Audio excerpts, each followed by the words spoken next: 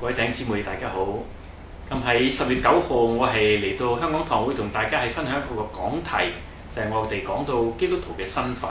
喺馬太福音16章13到19節，彼得當時淨係叫做西門巴約拿，但耶穌俾咗一個新名，話俾佢知，從此以後佢要叫做彼得，即係磐石咁解。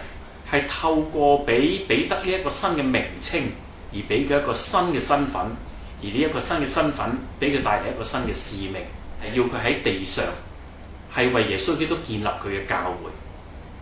喺今日我哋作為一個基督徒，其實我哋當領洗嘅時候，都會有一個新嘅身份。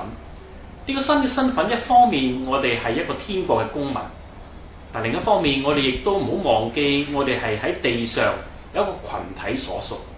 喺我哋地上嘅教會入邊，我哋就係參與呢一個教會嘅侍奉，嚟到係去建立呢個天上嘅天國。